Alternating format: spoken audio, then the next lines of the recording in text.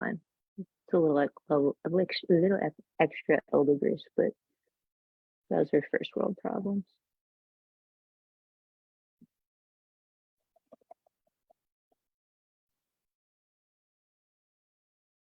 All right, I think we're good. All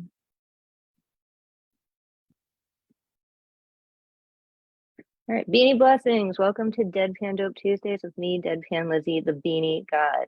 This is being recorded on Facebook Live and will be put on YouTube later tonight. If you don't want to be seen or heard, please mute your mic and turn your camera off. Please unmute yourself if you do read, and mute when you're not sharing an offering out of consideration for your fellow artists. This medium is for all mediums of art. This mic is for all mediums of art and beanies. For those who don't know me, I'm an author, realtor, and a full-time lesbian here in New York City. I really only have one rule in this space. You can't be a jerk. So i.e. no hate speech or bullying. If I hear any of this tonight, you're gonna get the boot, no questions asked. It's a brave space and a safe space, like I said. Many of us have parallel careers and we're just here to unwind after a long day's work. So please leave the crappy attitudes and beef behind before entering our space. I don't believe in content or trigger warnings, given life is one, but if you feel you need to do so, please go ahead.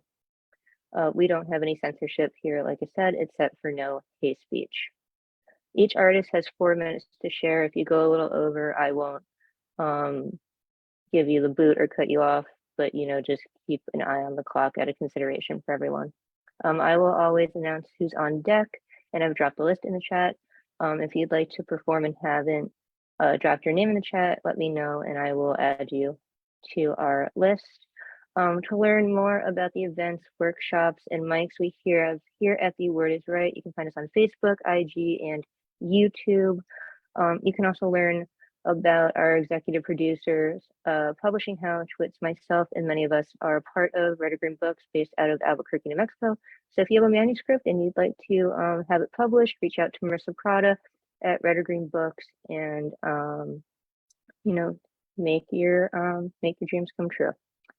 Also on January 31st, which is a Tuesday in a couple weeks at 9 p.m., I am teaching a sonnet workshop. We are going to decipher some of Shakespeare's sonnets and write our own. It is only $5 to take my workshop. So if you want to learn more about that, the Word Is Right page has the event flyer, how to pay, and you can also DM me in the chat here or on my IG ES_Strauss to sign up. Also, my books are available through Red or Green Books and Telltale Poetry, so you can DM me if you want to purchase a copy of that, or visit Amazon, Barnes & Nobles, type my full government name in, Moses Sophia Strauss, or IG ES_Strauss to purchase a copy of those for the ESS collection.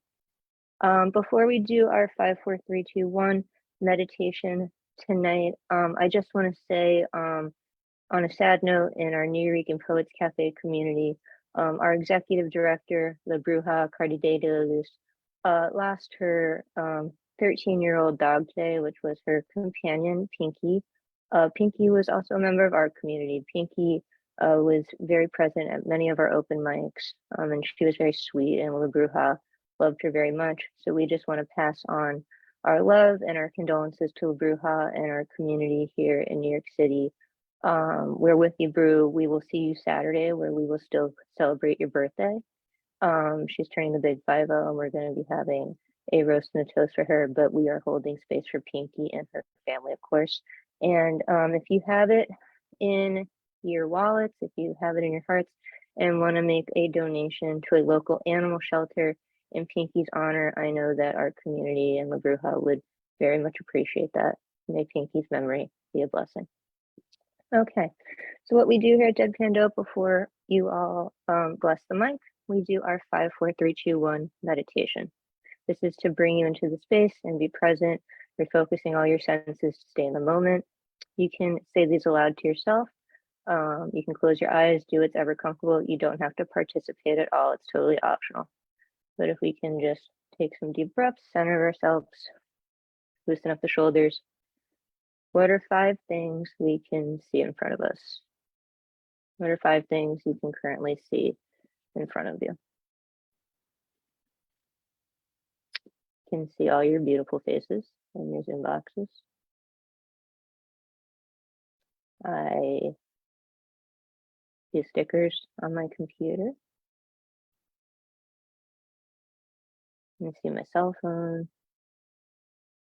See a copy of an author I love's book. You see my tea mug. What are 5 things that we see in front of us right now? What are 4 things you can touch? 4 things you can touch. Touch the carpet beneath me. Touch the skin on my thighs. And touch my blanket. It's rather cold here in New York right now. And touch my chest, my heart, right? Feel my heart now.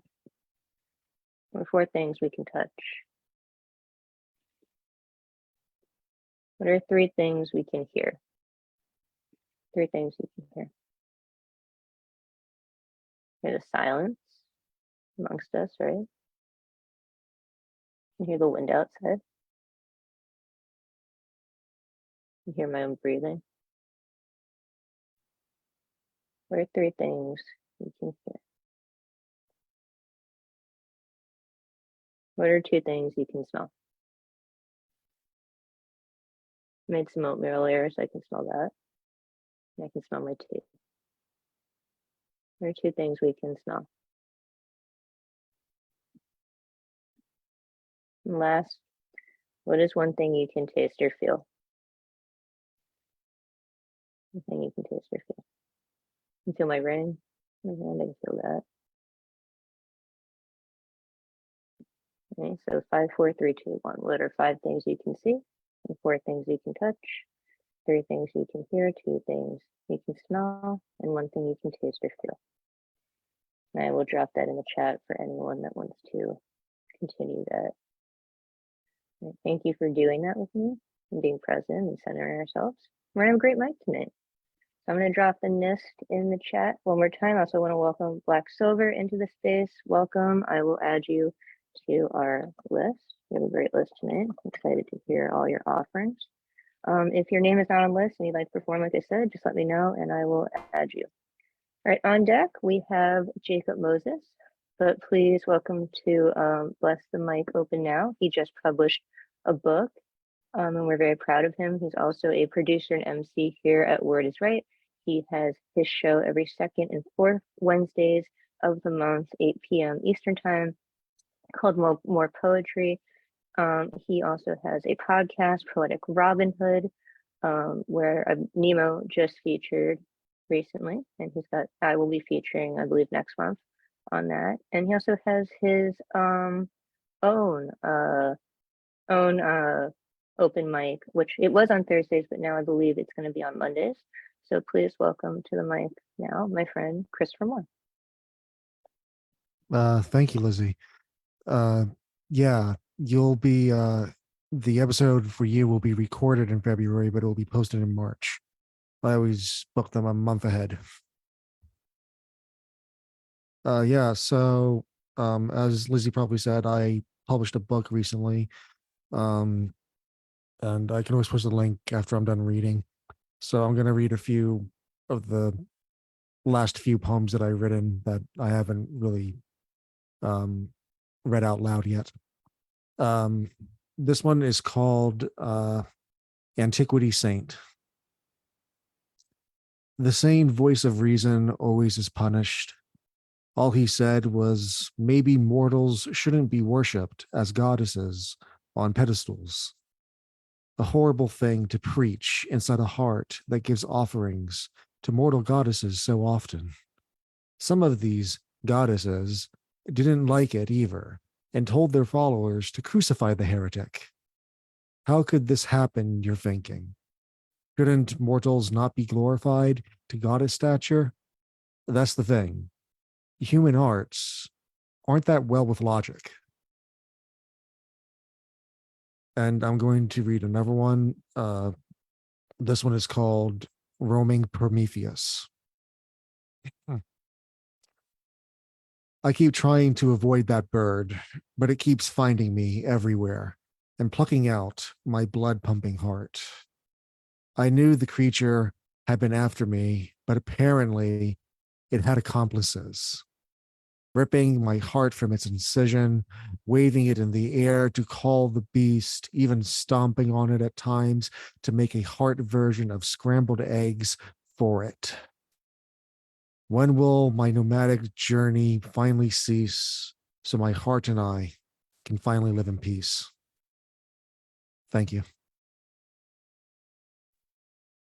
Thank you so much for sharing that, Chris, and congratulations on your new book, Prometheus Heart.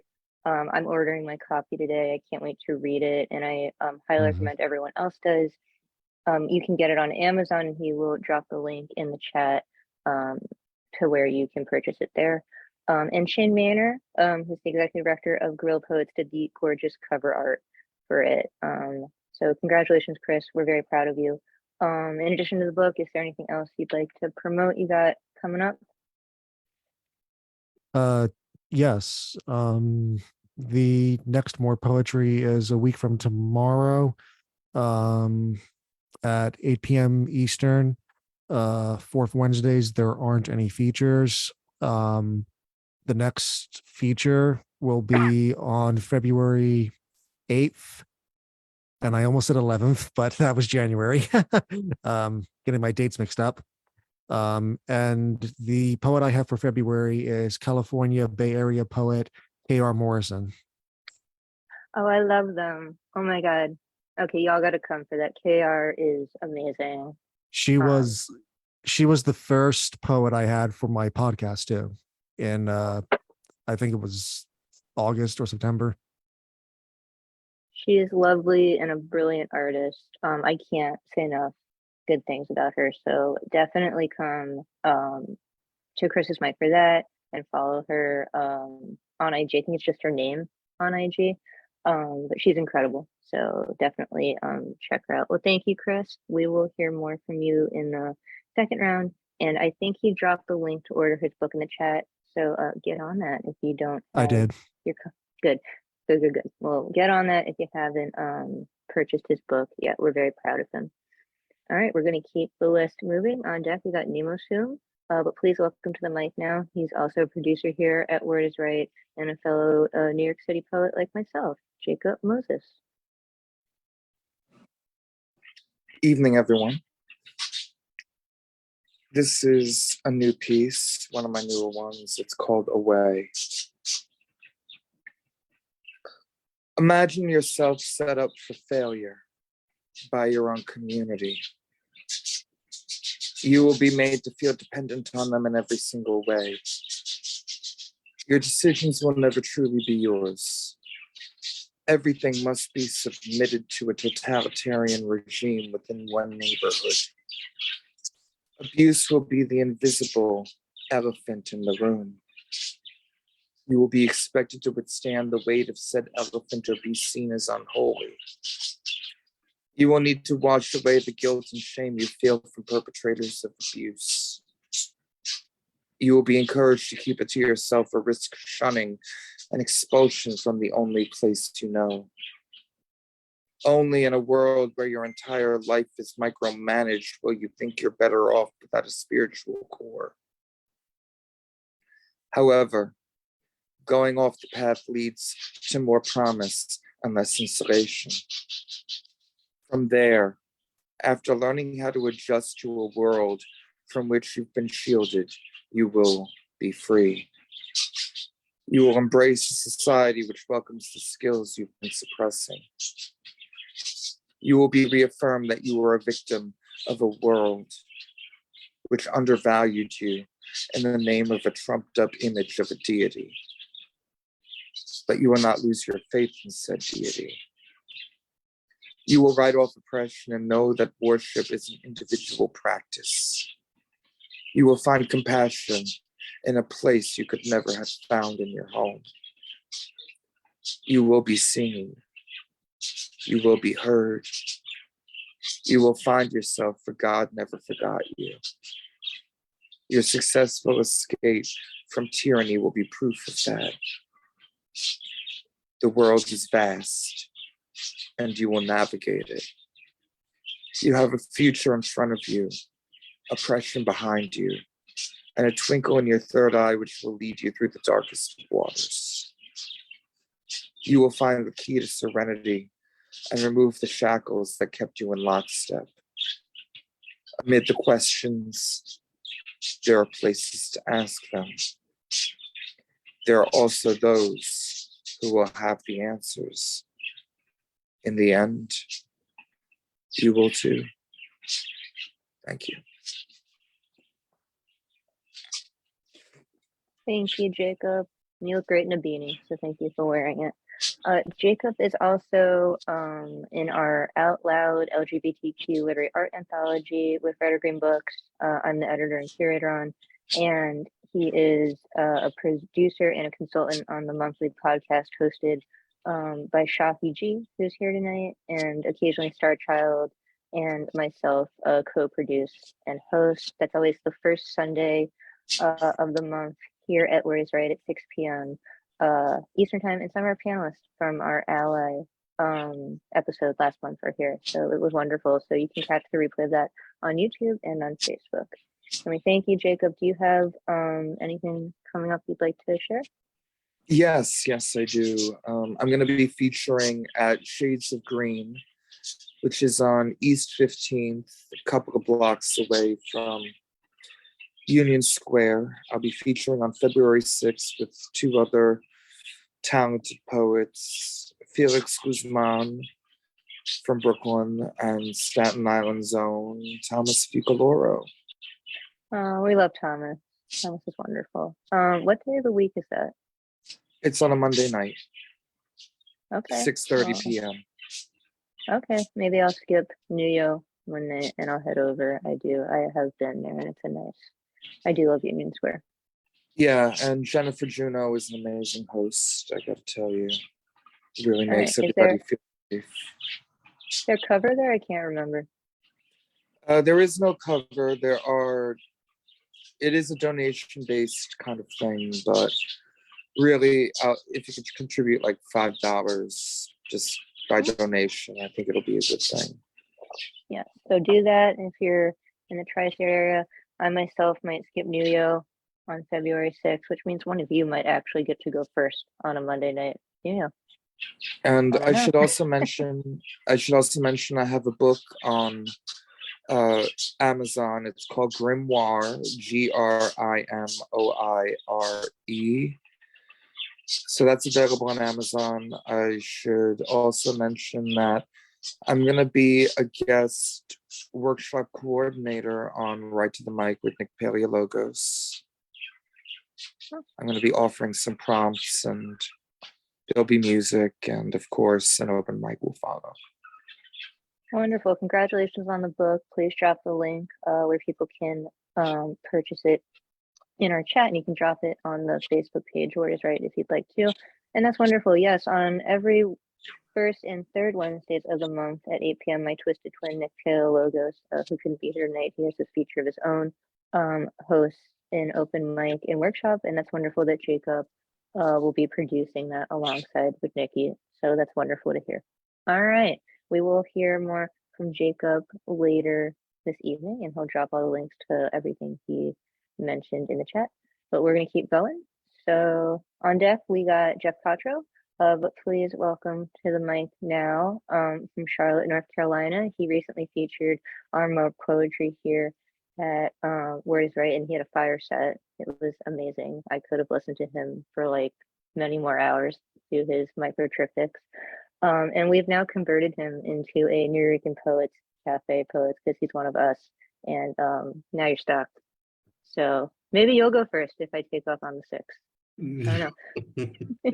But please maybe it's hard for me to remember to do it on the night of, but yeah. Oh, I'm Nemo's alarm for that. I actually had for like the past 2 years, I just set an alarm at 7:50. That's all I do. And then Jeff Cottrell and I duke it out usually on Thursdays to see who gets to go first. But please welcome to the mic now from Charlotte, North Carolina, Lina Nemoson. Thank you. Thank you, everyone. All right, I have prepared some micro triptychs, but I'm feeling like doing really short stuff, so I'll warn you, these are even short for me. So I'm going to do two of them back to back. How can you love a tempest? How can you be tender in howling winds? How long can you stand in the driving rain before you have to retreat to the comfort of your true home, far away from the storm? How delicate the attention of my muse. I'm lost in the moment only to find she's slipped away and left my ending empty. The last dragon slayer paused, watching the smoke from the last dragon swirl into the air, and wondered who he would be tomorrow. And this is the second triptych. Waking in a crater again, I have to ask myself, was the velocity mine? Did I choose this trajectory? Was the crash my fault, or the result of inevitable vectors carved into the face of the universe? I would tell you to get the fuck out, but you already left. If I met God, I wouldn't ask him where he's been. I'd crawl into his lap, nestle my head against his chest, and let my breath fall into the divine rhythm of his great heartbeat. I wouldn't ask him if I'd been good or if he was proud of me. I'd just feel the ruff of his beard on my head, his warm hands holding me tight, and I would finally cry it out. Thank you. So that was Nemo likes to send the emojis that are hearts with fire a lot to people in the chat, and that's what that was. It was a heart with fire. I also didn't. Is that short? I just considered it like medium, but Okay. Yeah. I loved it though. Thank you. I don't know. To me, short is like the first form of Panku is only 9 words. So like anything more than 9 words to me isn't short. But I loved Yeah. it. Thank you so much, Nemo. What do you you. have going on with Guerrilla Poets and down there in Charlotte? Let's see, Guerrilla Poets Writing for Wellness this week will be hosted by Marissa Prada. That's Thursday at 7 p.m. Eastern. And then I've been invited to join Poetry Corner with Valerie Lorraine a week from today. That show starts at 8, I believe. Awesome. Yeah, I follow Poetry Corner on YouTube, so I will catch Yeah. it after my screenwriting class. But congratulations on that. Yeah, Marissa Prada, who is our executive producer here at Words Right, she's hopped in the room, and she'll read for us later this evening, is going to host Writing for Wellness this Thursday. So definitely join us at Grill Poets, 7 p.m. Eastern time. And yeah, let's talk about mental health and healing and all that, and miracles. I think we're going to talk about miracles, Marissa said. So yeah, we're looking forward to that. Well, thank you, Nemo. We look forward to hearing more from you later this evening. And if there's anything you want to share in the chat, you can go right ahead and drop it there. All right. On deck, we have Jane Spoken Word, who's our newest host here at the Words Right, and she'll talk more about her show before she reads her poem. But please welcome from across the border, he is the author of Hate Story, which is a wonderful book. I'm the proud owner of that book. Yeah, it's an amazing book. If you haven't ordered it yet, please do. You can get it on Amazon and Barnes & Noble as well. But please welcome our friend Jeff Contra. Thank you. Here I am, darker and fuzzier for some reason. So as Lizzie said earlier, many of us have double lives. We have double careers and stuff like that. So This one, some of you have probably heard before. It's for all of you who work in an office. It's called meeting. Afternoon, stakeholders. I'd like to take ownership of this meeting and utilize it to reach out to all of you on the team and touch base in a proactive way. Going forward, before we hit the ground running in regards to our action item list, does anybody here have an ask? Any of you have an ask? Nobody here has an ask? No ask? Well, let's use our bandwidth wisely and get on with our thought shower. For our primary action item going forward, let's consider reprioritizing our delivery strategy in regards to our best practices and our learnings. Do our best practices add value to the team? Do they result in value added? What kind of impact do they have? How does it impact you as a team member? How do you impact the team? How do you impact the bottom line? Do you do it in an impactful way? Is this done impactfully? Is this a cutting edge impact compliant with our externalities, or does this impact result in a negative growth? Does this impact minimize the usage of bandwidth, or is it a wastage of metrics? Is it appropriate to think outside the box here, or would it be better to look for the low-hanging fruit by leveraging a standard operating procedure with a high-quality solution? In regards to this action item, does anybody have an ask? Any ask? No asks yet. Fine. Let's progress the situation by doing a 360 and layering the message with alignments and blue sky thinking. In regards to our new SOP, we are forced to deal with a severe and challenging opportunity. How can we solution this opportunity? How can we action this opportunity? If we take the ball and run with it and be intentional with this opportunity, how will this impact our deliverables? After we leverage the SOP and weaponize it and then slaughter the firstborn children of our competitors, should we task our scrutineers to redact the usage of our externalities with a full hard stop? Oh, somebody has an ask. Yes. No, we are not going to be slaughtering any children. That was a metaphor. Now then, in regards to our secondary objectives and our mission statement, let's unpack this and liaise with our negative growth going forward. To put a pin in that, how much bandwidth should we expend by tasking the deliverables to the external stakeholders, and will that result in scope creep? How can we solution this impact in the third quarter with a focus on state-of-the-art technologies? Should we detonate the bomb in the hospital's underground parking garage? And if so, should we take it offline? Will this cause a predetermined hard stop in the opera? Somebody has another ask. Yes. No, we are not planning to detonate any explosives anywhere. That was jargon. Well, it's the new jargon. Have another donut there. Now, in regards to our limited bandwidth and proactive fiscal years, let's put all this in our wheelhouse and weaponize the essentials. Will we need to resource action the whole department? And if not, will there be an excess of wastage? Can we make productive usage of this wastage? Is it an opportunity we can solution with minimal wastage? Should we leverage a solution from the remote team going forward? And whom do we task with this solution? What impact will it have? How will it impact the subsequent impact? Is this a game-changing impact? Will this impact change the landscape of the industry?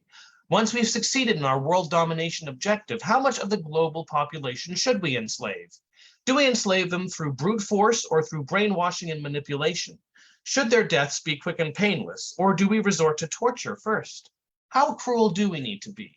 Should our cruelty have a practical objective, or should we torture the populace for the pure enjoyment of it? How long do we wait before wiping out the dolphins?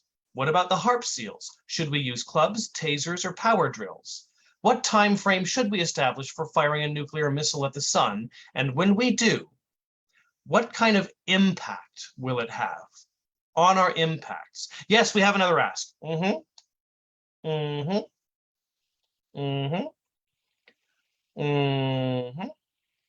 Well, I think this team member's asks are having a negative impact on our bottom line. I vote that we solution this team member permanently. I propose that we make a strong impact on him. Specifically, we impact him on the side of his head with a crowbar. And then we adopt a new delivery strategy by delivering him through a 10th floor window. No, it's not a metaphor. Let's make kicking his ass our primary action item going forward with great impact, impactfully. So that was called meeting. and I will put some info about my book in the chat right now.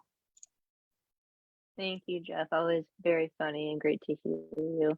And yes, please buy his book, Hate Story, from Barnes & Noble or Amazon. It's a wonderful book, and I'm so excited to see him again this summer when I make my pilgrimage across the border to Canada. How long are and I you? get to- How long are you going to be in Toronto? I'm not sure yet, but I will let you know. Probably take a couple of days or a week, Okay. but I will. Yeah, not too long. Okay. But yeah, I have to. So he called me out. I'm actually a spy. That's my double life. That's my parallel career. I'm not really a real estate agent, so I'm really a spy.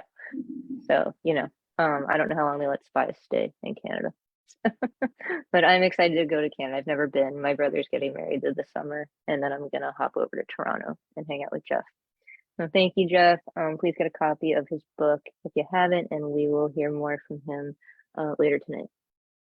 All right, let me get back to the list. On deck, we have, oops, my screen went blank. Hold on. There we go. On deck, we have Messiah Payne.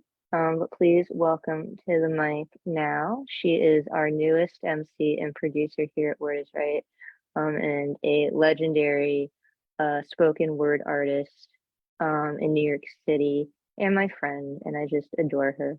So please welcome to the mic, Jane Spoken Word. Good evening, everybody. Nice to be here. Deadpan, always nice to hang out with you. Always a pleasure. So I have a short piece tonight that I'll read. Life's Labyrinth. Navigating life's labyrinth on shards of sunlight, fragmented glow, pierce my torso, wrap me in a cloak, smother me in the weight of darkness, scream my war cry, stoking the pyre, fanning the fire, risking my all, cradled I fall. Fears unfold, agony uncontrolled, anguish echoed in the wind, misery tattooed beneath my skin, pierce my fading soul within, suffocated by deadly sin, damaged and deviated among dying dreams, absolute truths lost to moonbeams, plucked and bleeding, intention fleeting, no retreating, no resist, dismissed, I collapse into the dark mist. I whisper my anguish into the void, only to collapse into the dark shadows of forbidden dreams, buried in the boneyard of despair. Fuck you all, my memories know who I am.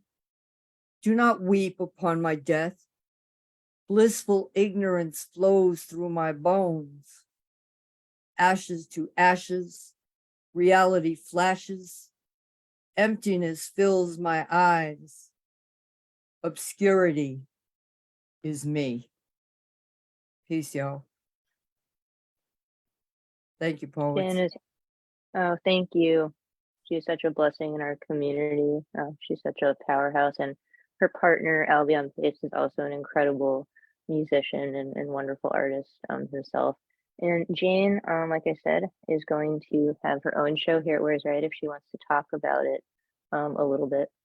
I do. It's going to be a different format than anybody's seen. And what it is it's a spoken word jam. So it will be 4 featured poets, not an open mic. And the poets will feed off each other's poems.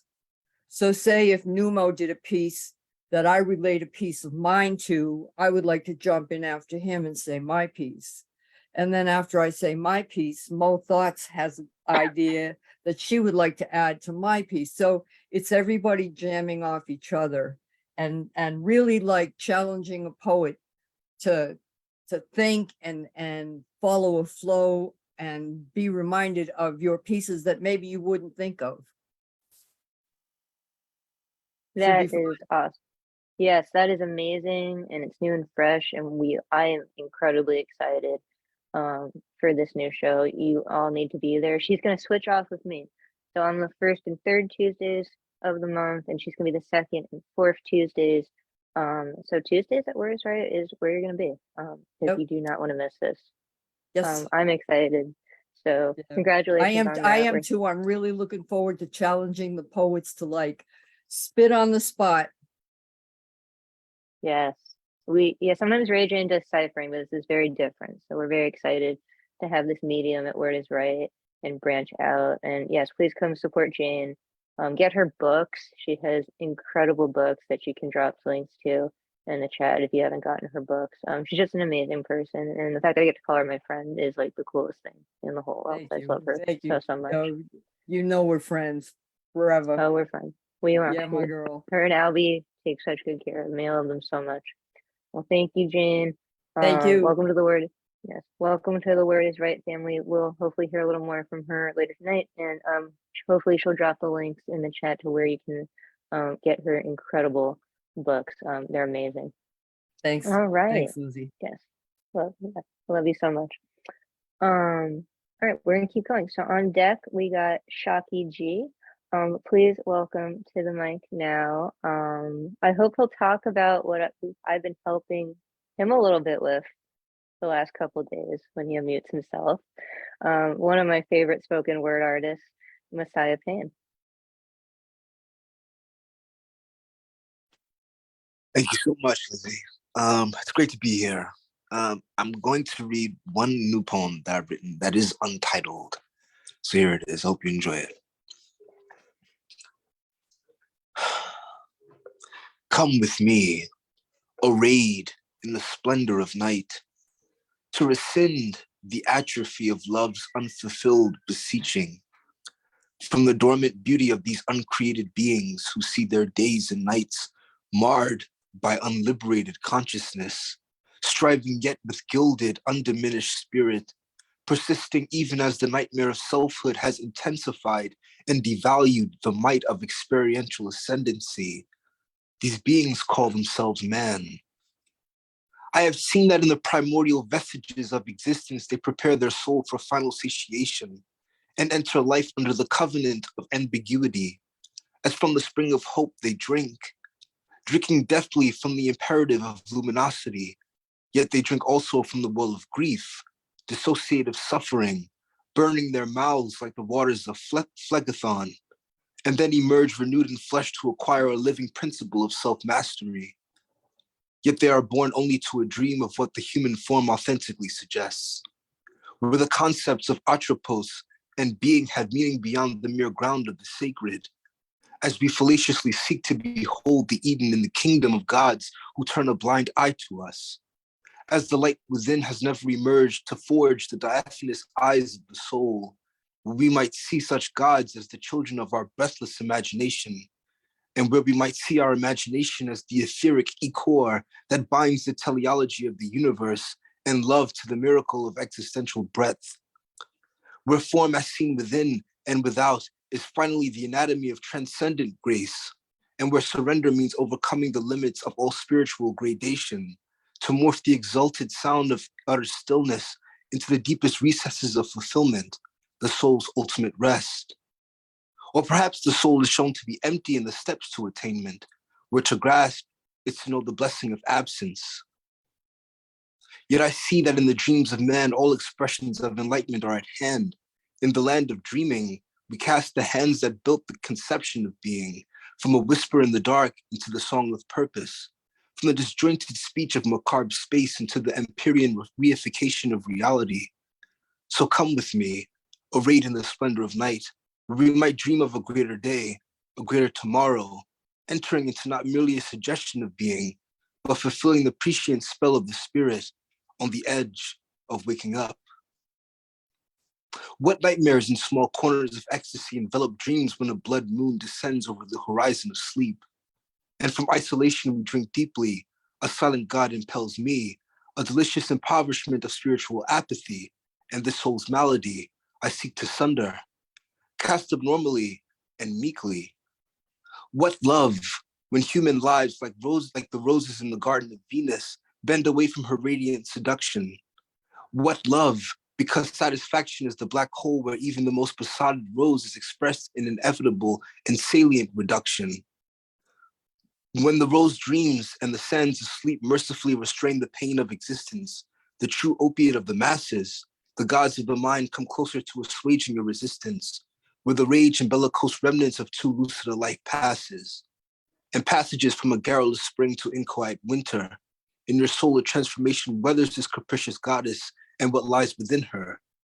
For she, like the sun, rises and falls, and only in dreams will you, the rose, begin to notice your intrinsic beauty at all. For what is love? Is it Venus and her splendor, the sun and its treasure, or the war-driven breezes of dusk paring down your bones as you surrender, a husk of pretension to higher forms, an illusion scarring the transparent skin you've worn, basking in the travesties of those who merely play at life and have left you alone to mourn the loss of your illumination. A flower that has lost its pride, I say to you, forget the past, enter dreams at the behest of a blood moon, all the universe in a bright red pearl, a universal mind that will last, forever a fortune of knowledge in love's boundless edifice, within the dream of self, a dream where ecstasy banishes the nightmares, and Venus is revealed as a mere pollinate of the rose, where you arise, alone, a love of self, where love is inviolate, deeply innate, a transmigration to an emptiness of inner wealth. Thank you. We're gonna have to let the mic cool off for like a minute after that. That's what Messiah does. He always sets the mic on fire. He is amazing, and I say this, I rarely say this, but he writes scripture. He's such an incredible spoken word artist and poet here in New York City as well. And do you want to talk about what you have going on? Yeah, I'm working on a book. Not sure when it's going to be released, but I'm definitely in the process of making that happen. So, and I thank Lizzie for helping me out with that too. Thank you so much, Lizzie. My pleasure. Can I say what I did? Sure, sure. Okay, yes. So he has an amazing book coming out, and I am very humbled and honored that he asked me to write the foreword for it. And I'm very excited for him when he does publish it. It is an incredibly powerful book, and when it is available, I can't recommend enough to buy it. It is one of the most moving collections of poetry I have ever read. It really spoke to me. So thank you for letting me be a part of the process, and I'm so happy you're part of our community. I know we didn't have hybrid last weekend, but I hope I do get to see you again soon. Yes, I hope I see you as well. And thank you again, Lizzie. Thank you so much. Yeah. Always a pleasure to have you. Thank you. Hopefully we'll hear a little more from Messiah later this evening.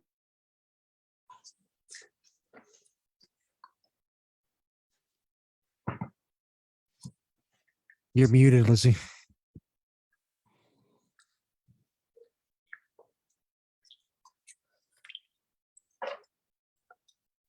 Oh, I'm muted. Shit. Thank you. I was like, I heard Chris. I didn't know what he was saying. Thank you, Chris. I think I gotta let the mic cool off for a minute, but we'll get back to the list. All right. On deck, we have Arlena, but please welcome to the mic. Now she is a producer and MC here at Word is Right Too. She hosts our monthly Zoom podcast Out Loud, which stems from the LGBTQ literary art anthology, Frederick Green Books, 6 p.m. Eastern time, the first Sunday of the month. And she is also an incredible spoken word artist and has a new website out that she will drop in the chat for y'all, so you can buy her book and see her YouTube videos and visit it and see everything she does. So please welcome Shaki G. Hello. Since it was ruined for me, I'm gonna ruin it for you guys. I just found out that the song Sweet Caroline is written about 9-year-old Caroline Kennedy, and that's creepy and fucked up. All right. Why? You didn't know that? No, I didn't know that. That's not creepy. He wrote it as a tribute to the then president's child. It was for her birthday.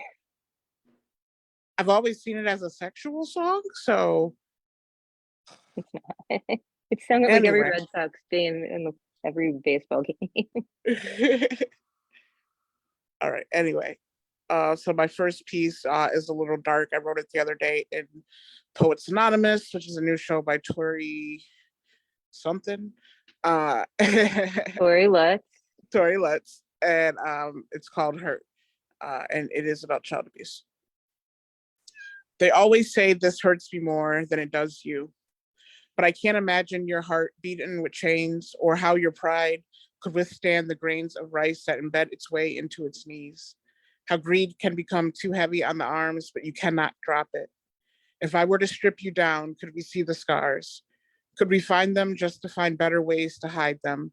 Pretend they were never there? Will it bleed through like a confession? Have you ever made an excuse that sounded like an apology? Have you held surrender on your tongue, wished your gravestone be a white flag waving? You say it is only because you love so hard. Maybe that is why I have yet to define love as anything other than hate. I say love hurts, but you have taught me love writes its name in blood, colors its canvas black and blue, locks the gallery so no one can see their work. Do you count your happiness in fallen tears? Am I a puddle of your ego evaporating into a salty statue whenever you dare to look back? And the second piece is a short one. It's called Acid Rain. Who do you ask for help when the help ignores your tears, places you in its crosshair? Rounds tear through your melanin like hot knife and butter. Another mother left to wonder why her son did not beat the sun home. But the morning still follows. Morning still comes round, another day, another body. We ask, when will it end? But who are we asking? Questions falling on deaf ears like acid rain, hoping somehow they could feel the pain burning into their bloodlines like tattoos. So I do that out loud once a month. And I think starting next month, every second Friday of the month, I'll be doing an open mic with The Word Is Right, since Jeff won't be doing one. I will be featuring at Dumping Grounds on February 11th. So you can find that information on my page. And I think that's it. Awesome. Well, thank you for sharing that with us. And yes, we're excited for the new show on Friday that will switch off with Rod Proet, which is one of our sibling organizations here at Where's Right. And yes, come through once a month Sundays for the Out Loud podcast, where we have really important discussions that showcase the LGBTQ community, but we really just talk about humanism, right? Because we're all humans. And yeah, visit Shocky's new website. You can get her book there.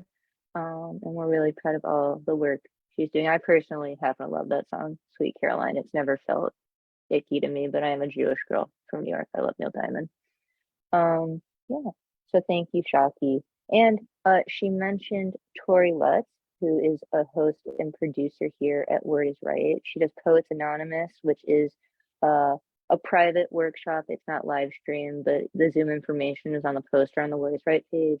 Where we write poetry about mental health and work in different forms. It's a really great time. It's at 7 p.m. Eastern Standard Time every third Sunday of the month.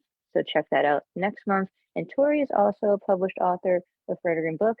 She is a part of the Next 10, and her book, which is an incredible book. I'm the proud owner of that book as well. Schoolyard Crushes and Prozac Prescriptions is Tori's debut poetry collection. So you can reach out to Tori through Word Is Right or Tori Lutz Poetry, which is her IG handle if you want to get a copy of that. I can't highly recommend. I mean, all these books are incredible, but Tori's story is incredibly relatable. So I highly recommend her book as well. All right, we are gonna keep going. On deck, we have Brandy, but please welcome to the mic now, Arlena. So I also wrote this in Tori's workshop the other day. The prompt was to take a situation where you felt like you were victimized and write it as though the other person was the victim, or the other person thought they were the victim at least. So how could she unfriend me after all I've done for her? took her under my wing when she was just a delusional mess, talking loudly in public about masturbation. I got her to admit she wasn't okay, that she needed help, and watched as the ambulance took her away. Waiting for the bus with her, I told her in no uncertain terms that she needed to take responsibility and grow up like I did if she wanted to get better. That I knew she liked living in her dark fantasy world, but it wasn't safe. She listened to me. She was angry at first, but then later she thanked me for being real with her. And I saw her get stable. And under my wing, my guidance, she blossomed as a person, developing talents in poetry and art. But then she started to grow beyond my reach. Like she has so much that she takes for granted, like being on disability when I've been denied 4 times, having a bank account. She came to me for a shoulder every time she needed to cry, while I always wept alone. She said it wasn't fair. She wanted to be there for me, like I was for her, but I won't let her. It would humiliate me to need someone else. I'd rather suffer alone. I can at least feel stronger than her. She broke me with the bad trip from the edible. She should have known I couldn't handle it, even though I offered. The next morning, I told her that I was traumatized angrily because she should have known better. I told her, you never respect my boundaries. It's always you, you, you, you, you. And that's kind of a work in progress, but All poetry is a work in progress because humans are work in progress. But I loved hearing it a second time, and thank you for sharing with us. And I'm so happy we could all get such strong work and raw work out of Tori's workshop. I did too. So thank you for sharing that with us. Do you have anything you'd like to promote while you're here? I don't right now, but thank you. Yeah, my pleasure. We're happy to have you here. Thank you for joining us. And if you want to read in round 2, you'll let me know and we'll add you back on the list. Thank you. Okay. And Carrie Rose Jurtson, my karaoke wife, just popped into the room. It was just her birthday, so happy belated birthday. And she's also part of the Fierce 15 launch with me at Red or Green Books and in Touching Tongues anthology. So, and she wrote a review for Out Loud because she's amazing. So if you haven't gotten her book yet, Chameleon Chronicles, DM her and she can talk about that later when I'll add you to the list, Terry, and we'll hear more about that later. But we're gonna keep going with our continued list. So on deck we got Marianne Peterson. But I think this is her Deadpan Dope debut. So please welcome, also from Charlotte, North Carolina, Brandy.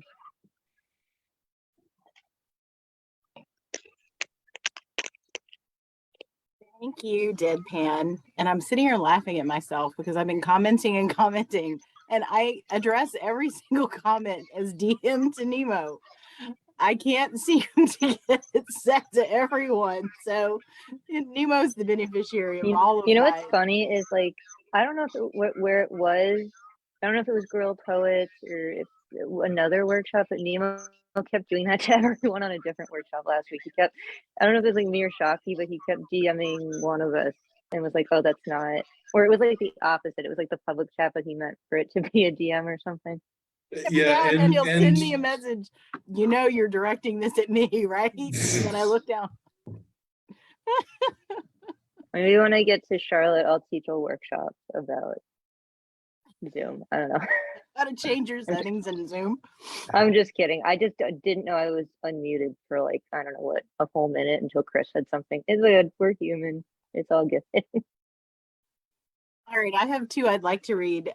This first one is called Bittersweet. This is about when I baked my daughter a birthday cake.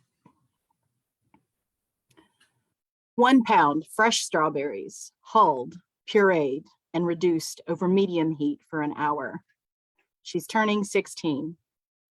2 cups of the silkiest cake flour, vanilla, the good stuff.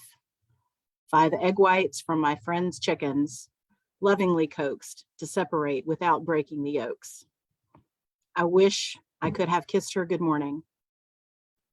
6 sticks unsalted Kerrygold butter softened and ready to become the lightest buttercream. The cake smells wonderful in my silent kitchen, perfectly moist, according to the toothpick.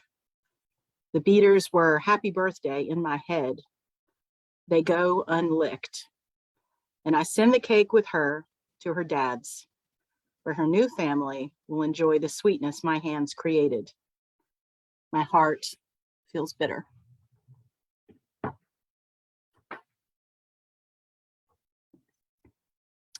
This one is called Minivan Meltdown. I don't know why some people seem to find doing life so easy. You can't tell me they don't hurt. I don't believe their lives have been free of pain and that somehow they have dodged the karmic bullets the rest of us have lodged in our bodies as the shrapnel of life's experiences. Karmic shrapnel, it's a special kind of round. It can never be removed and you may never heal. You can't tell me they don't carry that shit the same way you and I do. So how do they seem so well adjusted in their 4-year-old Honda minivans driving to Walmart for groceries on Saturday morning? I don't know the answer. I wish I did. I mean, I'm okay with my crazy. We've made friends and do things together at least once a week. And it never forgets to send me cards on special days like my birthday and Valentine's and Christmas. No, I honestly don't know how some people appear to do life so effortlessly, telling you about their problems in that exasperated suburban white bread neighborhood tone of voice, as if the neighbor's dog shitting in their yard is of utmost importance and may result in murder. Murder. Murder. Murder is what happens when his fist hits so fast, there's no moving out of the way. There's no shielding yourself from the crunch of your ribs collapsing in on themselves in the shape of his steel-toed boot. You can't duck from his fist when you can't see. Your eyes swollen, closed, and bleeding from the cut. Eye orbits are supposed to protrude, not invert. Have you ever felt blood run out of your nose into your open mouth, panting in an effort to breathe? They don't know about that. They have it all together, don't they? Maybe they do. Until midnight, when everyone is in bed and she can fall apart in private, drop that mask and disintegrate into the floor, into the bed, into the bottle of vodka, gulping down shots of oblivion, 1-ounce doses of redemption, liquid courage, liquid lying to yourself. He's not cheating. That lump is not cancer. The bank won't foreclose.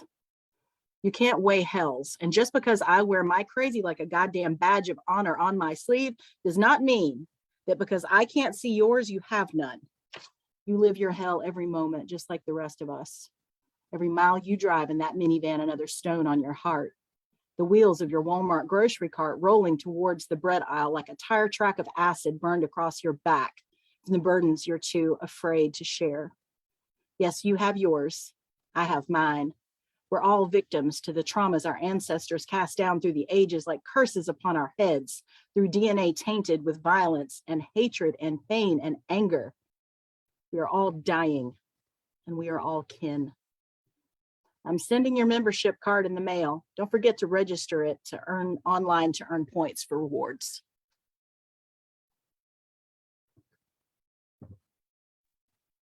Gonna have to let the mic cool off after that one too.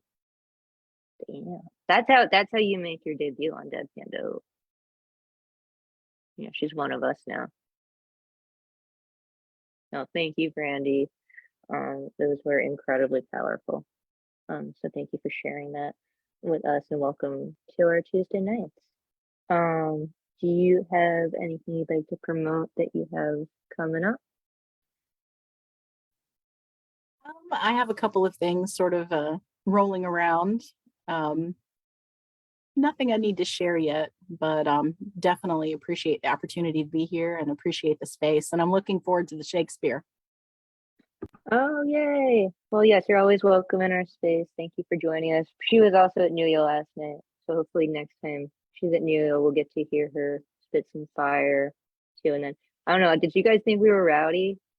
I know that some of the Charlotte poets, when they got to New York, thought we were a little rowdy, but it was fun.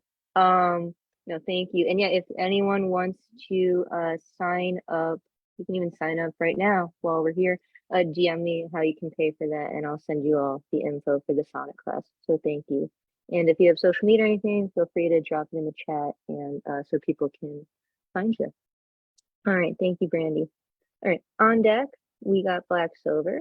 But please welcome to the mic now. She's a regular here at Deadpan Dope, Marianne Peterson. Okay, this one is called Upside Down. I just wrote today.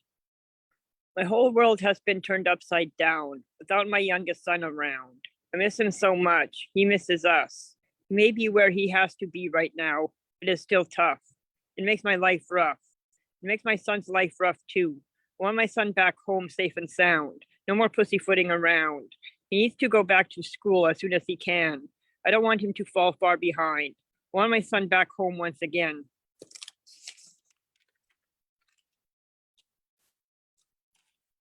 Thanks. And then Thank I'll you. do this. I'll do this other one of it's called Psychosis or Neurosis. I just wrote yesterday.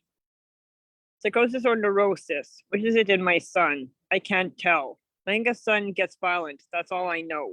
We are getting him help through an inpatient program at a psychiatric hospital. He has his good days, he has bad days. I want him to have good days more often so he can come home. I want him to be able to be stabilized. Love my youngest son very much. It hurts me that he is not home right now. I don't want this to be a long-term thing. I want my son home as soon as possible. I really miss him.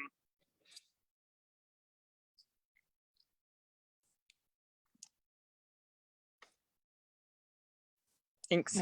Thank you, Marianne, for sharing. And I'm sending you healing vibes to your son and to your family. And I hope that you guys can be reunited soon. So thank you for sharing that with us. That was very brave. You're welcome. I know you have like 10 books, right? I have 8 books, currently working on my 8 9th and 10th books. Congratulations on that. That's a wonderful accomplishment. And if you type her name into Amazon, you can find the collections there. So thank you so much for always coming through on Deadpan Dope and sharing Welcome. your beautiful poetry with us. Thank you. All right. On deck we have Mo Thoughts, but please welcome now our friend Black Silver. Hello. Audio check. Can you hear me okay? Okay, cool. All right, so I'm just gonna do one piece. I'm feeling this piece right now because I'm in a very abundant mood. I'm feeling prosperous. Feeling lucky. So I'm gonna spit this piece. It's called Always Lucky. So here we go. I'm always lucky. Even when I'm down in the dumps, something lifts me back up. Over victory, I rejoice. Defeat is not a choice. If you're within the sound of my voice, then you're lucky too, because luck is contagious like catching the flu. Who knew this lifetime would be so profitable? I'm a dragon hoarding treasures on a mountaintop. When will it stop? The haunting question that haunts me like high Butai forest. When will my luck end? The haunting question like hi, goodbye, hello again. When will my luck end? The haunting question like the conjuring. Until then, I'm conjuring currency reluctantly because I know there's coming a time when money will mean nothing. But that's okay because I always have everything I need, even when I don't have everything I need. Hope, the redeeming quality that guides me on my journey. And I never failed a mission. Even when I failed, I may lose the battle, but I will always win the war.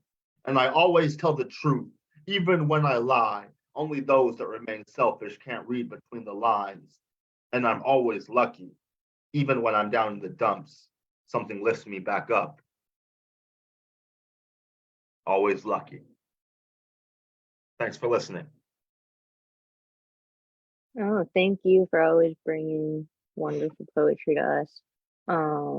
In addition to poetry, he's got an amazing jewelry line.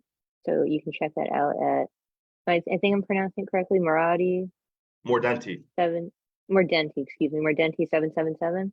Yeah, Beads Unleashed. Mordenti 777 beads unleashed. Yeah, Mordenti. underscore 77 unleashed. You know. Yes. But Yeah. check him out on IG. He'll drop that in the chat. He's a resident here at Deadpan Dope and at Warriors, right? And we always love having him come through and share with us. So thank you, Black Silver, for always joining us. Thank you for listening. Of course, do you have, besides the jewelry and the poetry, is there anything else you want to plug right now?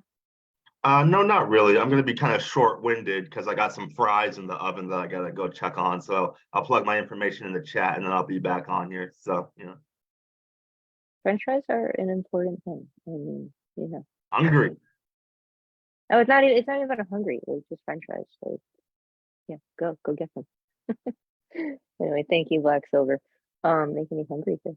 All right. All right, on deck. I think if he is he still with us? No, he's not. Okay, he left. So let me just check my list. On deck, we got Merce Prada, who's our executive producer. But please welcome to the mic now, a new friend to Deadpan Dope, Mo Fox. Hello. Hi, Can welcome. you- Yes. Glad to be here on tonight. All right, so I'm going to share this new piece that I'm doing. It's called Morning Routine Poem. It's based on depression that I would feel in the morning. So it's like I'm telling myself these things. I want to say to you, congratulations, you made it to another day. Many don't know what it took for you to even wake up. Many may not even know what it took for you to get up out of bed. I know that there may be times where you feel so low, where you feel like you just want to pull the covers up over your head and be there in the bed all day. Or there may be times that you may feel as though that you want to pull the curtains to block out the sun. But the fact that you are still here today proves that you are here for a reason and a purpose. There are many of those who may see you smiling and laughing and having a glow, but they do not know what it took for you to embrace this brand new day. When you chose to get up and to pray, to say your prayers, to meditate, you took the time to say your affirmations, to write in your journal, to write your goals and your dreams, to read your Psalms, to do all of those things that you need to do to prepare to face and embrace another day. So I say to you, congratulations that you made it to another day. With each step equals victory because of your morning routine. Congratulations, you made it up out of bed. You're not the same person that you used to be. So instead of complaining, start your day with thankfulness and gratitude with a sincere heart. I'm so proud of you that you made it to embrace another day.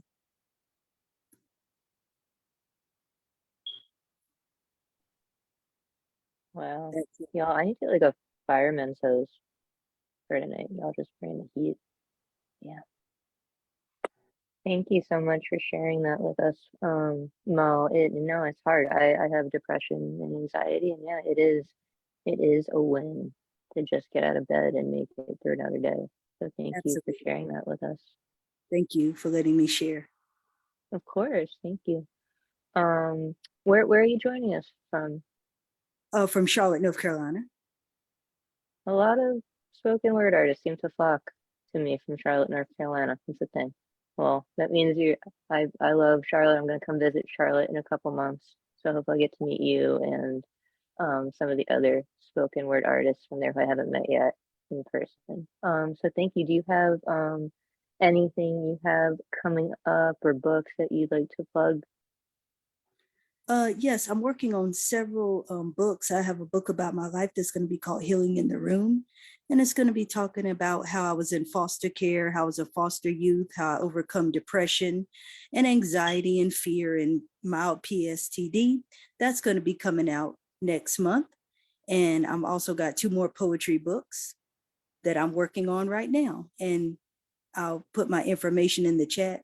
You can follow me at Mo Thoughts Poetry on Instagram.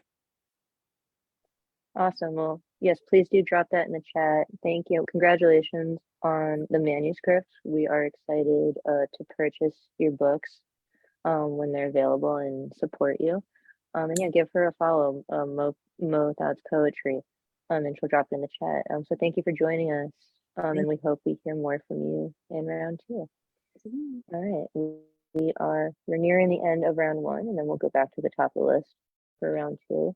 So on deck, like I said, my karaoke wife, Tara Strisson. And if I think she's ready. I think I saw in the chat she was with us. Please welcome our executive producer and the publisher there. Oh, and her beanie, wearing it just for me. Put clothes on for me. That was nice of her. Of course. Yes, Lizzie, we do wear clothes on this show. This is very true. I'm kidding. All She right. knows I'm just teasing her.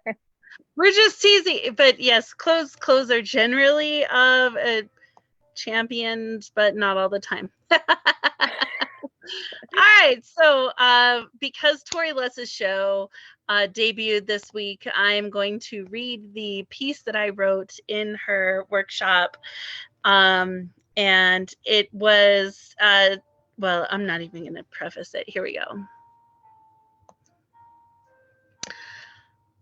I'm too sexy for my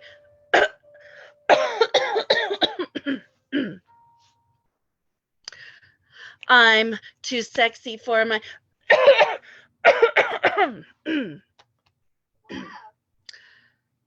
I'm too sexy for my stop. Wait, don't, just hang on a sec. There's nothing sexy about this. Maybe if we tuck it in a little behind the black lace. Wait, did I shave? Maybe if we turn a little this way, turn a little that way, just get the backside this way, up higher, above the dimples on your thighs, not quite to the black bra straps across your back fat. Just look at the camera, not the screen, just like that. Try again. I'm too sexy for my... It's not COVID. It's just a camera. It's just a picture so he thinks you're sexy. So you can't look this messy. Maybe turn down the lights. Where's the lotion? Okay, this angle looks better. Remember to aim down, wrinkle the blanket this way, open your legs, but just slightly retry. Be like, I'm too sexy for my...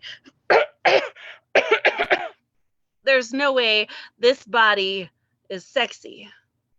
No way this body is beautiful. My skin is too pale. My thighs are marked with milestones of dimples. My hair. What to do with my hair? Fuck the hair. It won't fall on your face the right way anyway. Does one boob look bigger? Do they even look perky enough? Are they too big? Oh God, what if they are too big? Don't you dare show him your stomach. No one fucks mothers. Lay on your stomach instead. Aim the camera across your ass. You have a great ass. Feet in the air, spread your toes. Don't get the dirty laundry in the background. Try again. Give me the... I'm too sexy for my... Wait! Should I show my face? Is this going to be enough? What will he say? What if he rejects me? Does this make me a slut?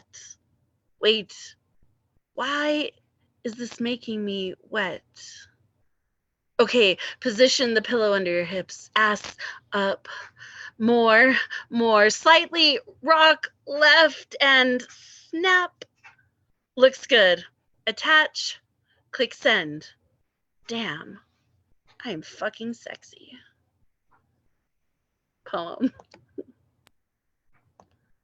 You're fucking sexy. Yeah.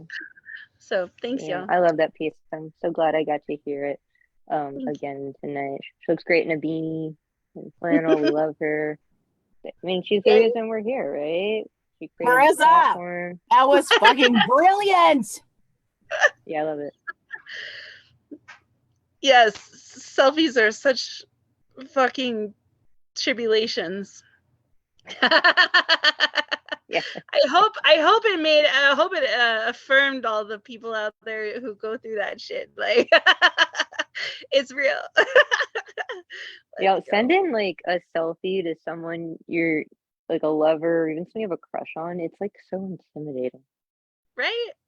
And we Yeah. think about all that shit. So like yeah. Yeah. Anyways, come find me. So this Saturday night we have Sky's the Limit and Prince McNally are double featuring Saturday night. You do not want to miss it. And of course, I'm doing Guerrilla Poets Thursday at 7 p.m. Eastern workshop.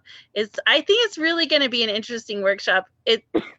It's very different than anything I've ever done because normally I don't do happy shit. I'm not really in the happy shit space, but it's not necessarily a happy workshop, but it's more like a legacy workshop. So it's more like looking back on your life and choices and things we could do differently. It's going to be interesting. I'm excited for it. But yeah, and then we have Moist Mondays, the fourth Monday when we're featuring Mojave. He is the leader of the Honey Drippers. So if you like these sexy erotica, come Monday night. Yes, go visit the Word is Right page for all of that. I'm excited for the Guerrilla Poets workshop on Thursday. It's in my calendar. Yeah, because Marissa was inspired by the football player who's doing much better now, because it truly was a miracle. That how quickly he's also doing better, right? It's very scary what happened in such a dangerous sport. So I'm excited for that workshop. And not just Word is Right. If you have a book, like any manuscript, DM Marissa at reddergreenbooks.com. We're not like guys email. I guess that's so DM or email Marissa and talk to her because she has published now over 200 authors and 3 anthologies and just 3 launches and individual authors and she's We have making American James. Graveyard coming out this spring. So if anyone wants to write a review, help us write a review for the book, please let me know and I'll send you a digital copy of the book. I need people to just write reviews for it's an incredible thing that we're doing. So anyone who wants to help write a review would be greatly appreciated. Yeah, I can't review it because I'm actually in the book. I have pants in the book. Otherwise I would. But yes, please review the book. And then there's also a sponsor, the Senator Program, available. So you can go to reddergreenbooks.com or Word is Right or find Marissa at Proud of Painting Poetry and she can let you know all the details. But yeah, it's an incredible anthology and it is gonna change the world. It is gonna change the world. All the stuff that we print at Red Green Books is saving lives and change the world. And that's why I love Red Green Books. They really take care of their authors and their contributors. And like really no one else does that. So I highly recommend Marissa to reach out to her. Thank you so much. And our last poet of the evening is my karaoke wife, who's also a published author of the Chameleon Chronicles, which there it is. If you haven't bought it yet, please do. It's a beautiful collection of poetry and a beautiful cover designed by Shane Maynor of Guerrilla Poets. So check Shane out if you haven't. She's incredible. But please welcome to the mic, Terry Richardson.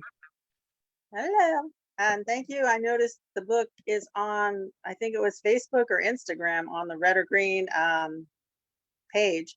So you can click on it and probably order it from there as well.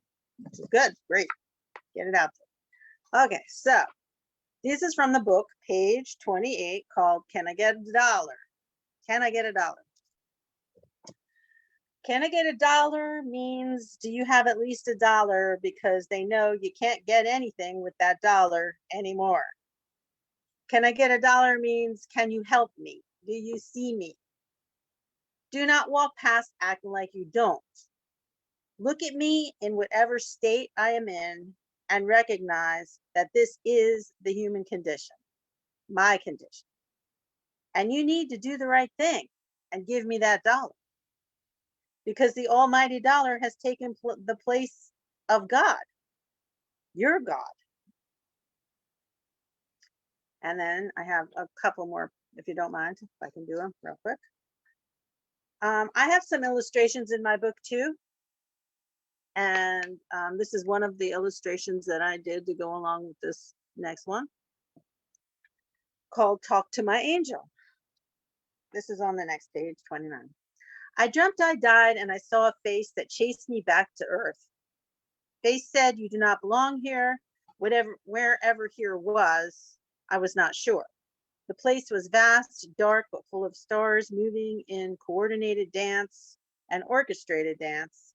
Lights, which I felt represented souls that have passed on. The only thing was that I felt the polar opposite. I felt that peace that surpasses all understanding. Until that voice, I wanted to stay, but alas, I had to go back to here. And then I have one more. This is the Holocaust one. And I also have a drawing I'm trying to show you, but I don't know if it's coming through. It's just, I made some illustrations that are in here in my book. And it's called For My Biggest Heartbreak. And this one's on page 35. He said that he was interested in the Holocaust, which was my first red flag. In my mind, there was no relation of that horrific event to him. He accusingly inquired, "Don't you know what my nationality is?" Again, still not following. He was a bunch of things, but not Jewish. He said to me, "You know, I usually only go out with Jewish girls." And I thought you were Jewish when I first met you. But now, pointing to my stomach pregnant with his baby, as if to say he would be gone if it wasn't for that mistake, I shot him a look that said, "How dare you refer to your child in that hateful, unspoken tone?" Later, he would repeatedly show me in the Old Testament, in the book of Joel, where it speaks about the coming of the Holocaust. It says that the covers are too short for the bed. He would painfully highlight different places with pen where he was convinced that God had foretold this only to him and the Jewish people, the only chosen ones. He said this to me in a demeaning way, as if association would save him. God will have mercy on whom he will have mercy was his answer. The best thing that ever happened to him, he would never realize. For him, it was just another day when we were walking on the Atlantic City boardwalk. He shouted to the sky, "God, if you're real, then show me a sign."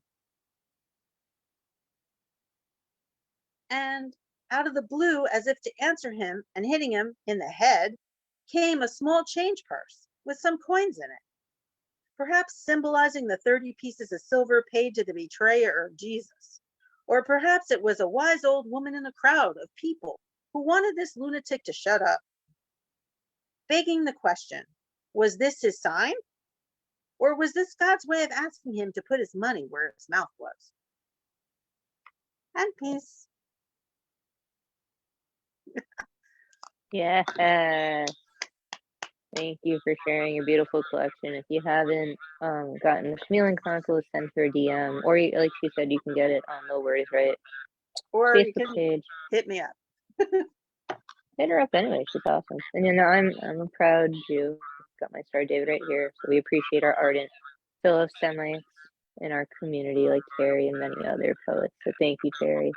And her new IG handle is The Chameleon Poetic. yes. If you were friends of mine before and it was iFunny's mom, Instagram does some glitchy stuff sometimes, and they kind of did that to me. And all of a sudden, my account wasn't there anymore. After I repeatedly tried to prove how old I was, they thought I was underage. Really? Look at these bags, people. Look at these wrinkles. Okay, get a grip. But you know, I couldn't make them get a grip, so I had to change my name and make a new account. I mean, I know how old you are and you don't look your age. I was shocked when you told me. Yeah, I did this How old wobble you are. thing down here happening, yeah. Nah. Sexiest this gilf I know. pictures. Nah, sexiest gilf I know. Terry Richardson, an incredible author. So please buy her book. And thank you, Terry. Hope you'll stick around for round 2, which we're about to start. So I dropped the name in the chat. Names in chat. If you don't want to read again, just let me know. We'll take you off. No pressure. But no one has objected to that yet. So we're going to go back to the top. So on deck is oh no, he's still here. Jeff Cottrell. But please welcome back to the mic now, Nemo Soon. Thank you, Lizzie. Thank you, everyone. I'm going to read my latest finished poem. And this one's titled, it's called Lost. Lately, I can't find my words. They used to come so easily that I could choose the perfect ones. I get others' words stuck in my head, songs and slogans, their sing-song simplicity stuck on repeat, saying nothing over and over, but my own are missing. The other day, my doctor asked if I was afraid. I tried to explain that I have an urgent need to not be wrong anymore, that I feel unbearable, but he just nodded and we moved along. Abandonment runs in my family. My people don't say goodbye when they leave. And perhaps that's because they don't have the words. So maybe I am afraid. Maybe I don't know what I'll do when the next big wave hits. Maybe I feel like my determination is waning. Maybe I fear that my mind will crack again, and what I say will only serve to send me to a place where my words mean nothing. Thank you. Your words mean everything. I hope you know that. Your words mean everything.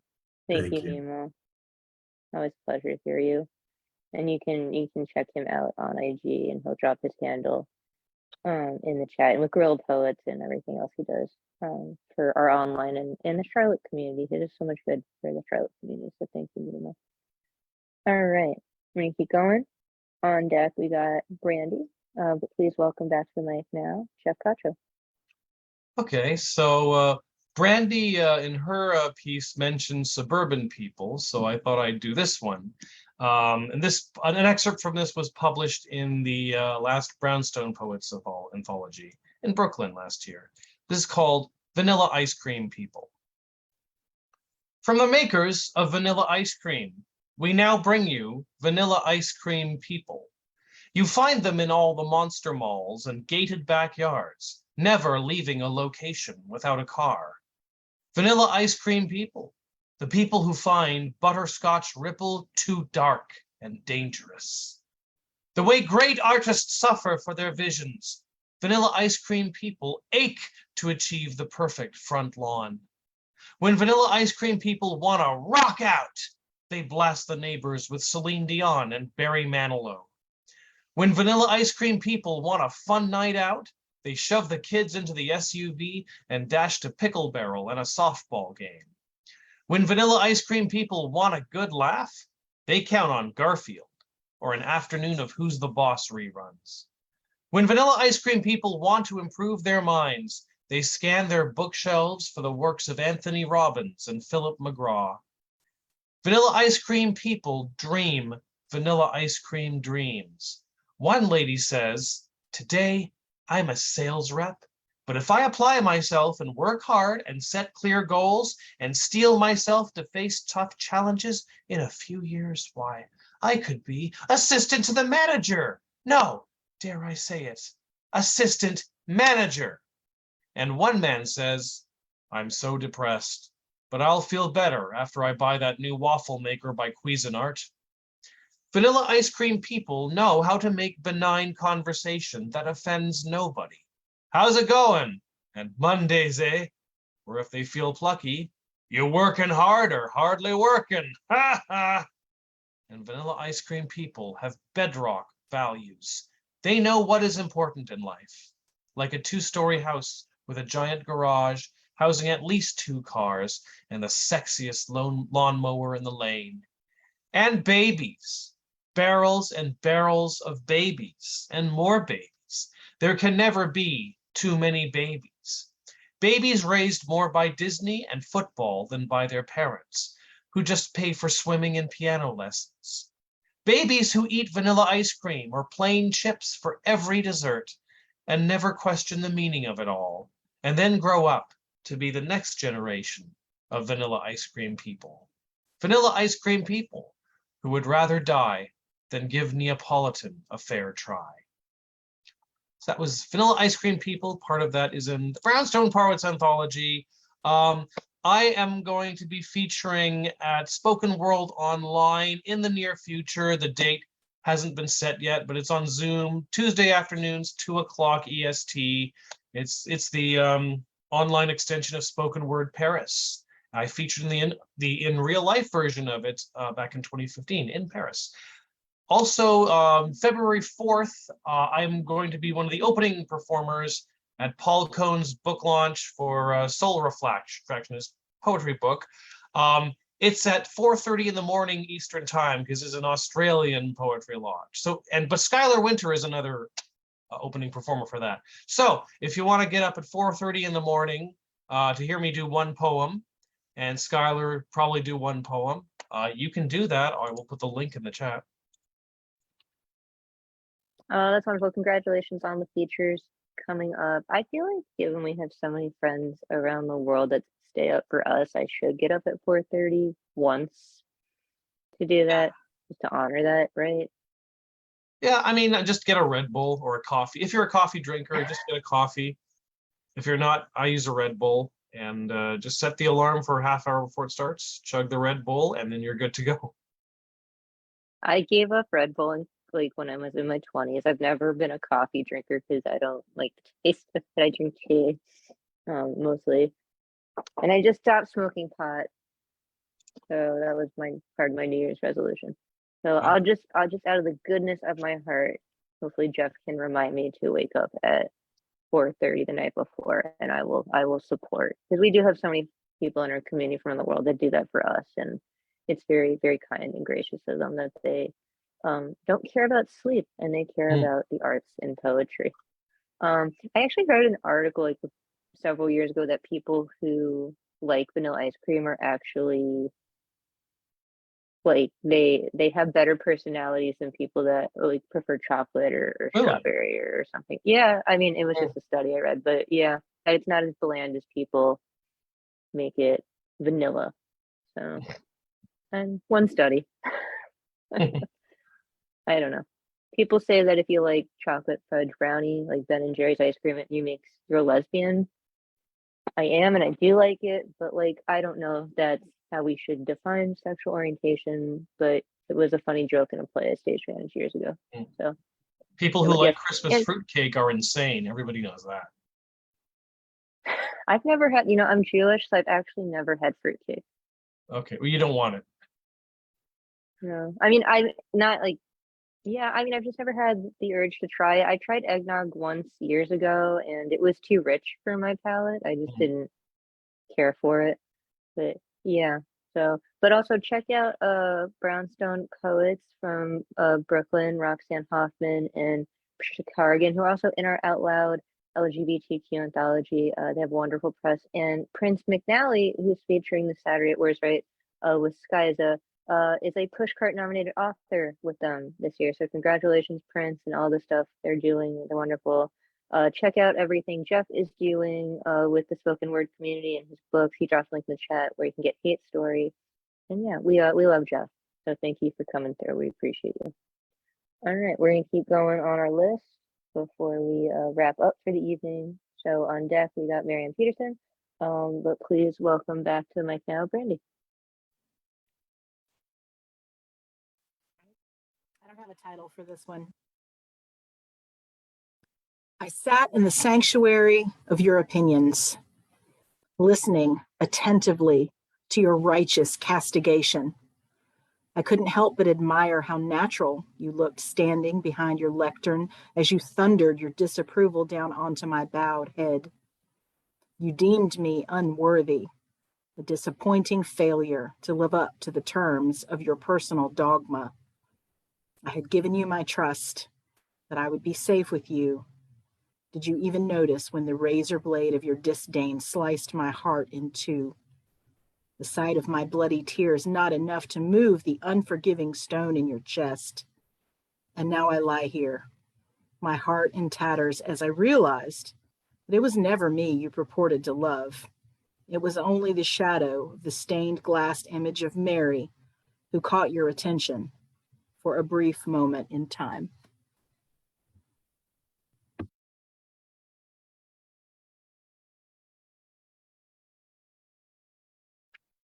Thank you so much, Brandy, for sharing your work with us tonight and for being here.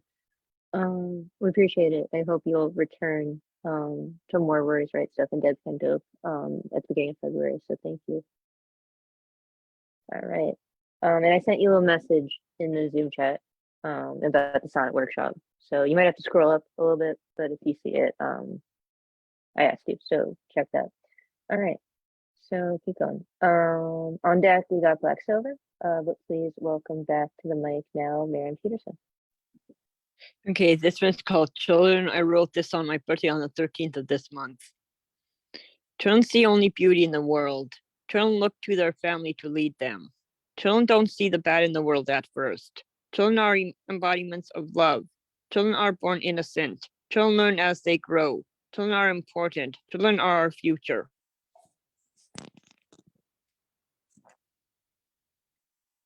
Thanks. Thank you. Thank you for always teaching us and just being raw and honest. We appreciate that. Thanks. If you go on Amazon if you go on Amazon and you type in Miriam Peterson, you can find all her books. And I'm sure when you go on, she'll have another book already published. So go support her and all of our artists here tonight. Thank you, Miriam. All right. You're welcome. All right, I'm gonna reopen my PDF. On deck, we got Marissa Prada, but please welcome back Black Silver. Hello. It's just one of those nights that I'm not sure what to read, you know? And so I have a specific piece that I always pull out on nights like these. And it's not a piece written by me. It's a piece that's written by John Dowland. And so I don't know. Well, hold on. It's John Dowland was like the Middle Ages. So I don't know what the copyrights on Middle Ages works done in the Middle Ages are, you know. So You can do a cover poem. You That's should be fine. good. okay. You can do a cover poem. It's totally fine. Okay, cool. Okay, cool. Yeah, but John Dowland was a Renaissance lutist. He played the lute for like kings and queens. You know, he was kind of like a royal jester during the Middle Ages. And he wrote lyrics to some of his accompaniments to his lute. And so this is one of them. It's called Shall I Sue? Here we go. Shall I sue? Shall I seek for grace? Shall I pray? Shall I prove? Shall I strive to a heavenly joy with an earthly love? Shall I think that a bleeding heart or a wounded eye or a sigh can ascend the clouds to attain so high? Silly wretch, forsake these dreams of a vain desire. Oh, bethink what high regard holy hopes do require. Favor is as fair as things are. Treasure is not bought. Favor is not won with words, nor the wish of a thought. Pity is but a poor defense for a dying heart. Ladies' eyes respect no moan in a mean desert. She is too worthy, far for a worth so base. Cruel and but just is she in my just disgrace. Justice gives each man his own, though my love be just. Yet will not she pity my grief, therefore die I must. Silly heart, then yield to die, perish in despair. Witness yet how fain I die. when I die for the fair. And that was Shall I Sue by John Dowland. Oh, that was lovely. Thank you so much for sharing that. Yeah, we love covers here. And I think yeah, you can always read covers of poems or lyrics or scripts on these platforms. The only thing we can't really do is play music because Facebook and YouTube will freak out about it for some reason.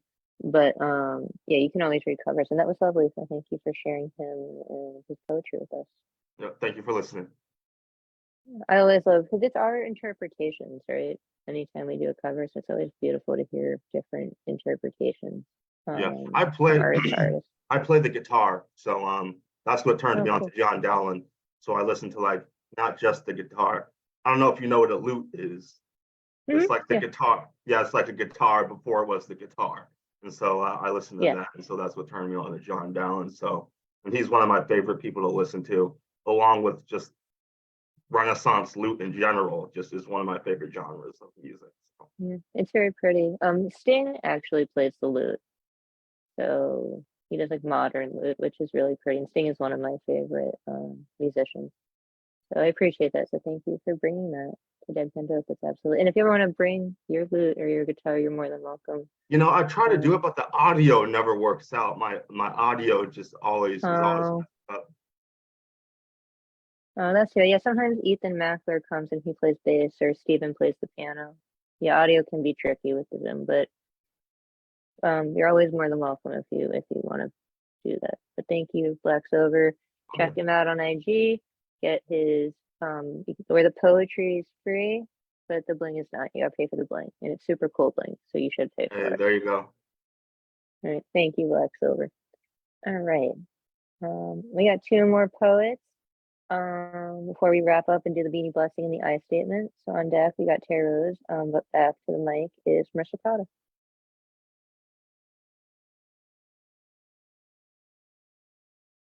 Oh, she might have had to step away. Okay. If Marissa gets back before the end of the mic, she can spit again. But the last poet of the evening for now is Terry Rose.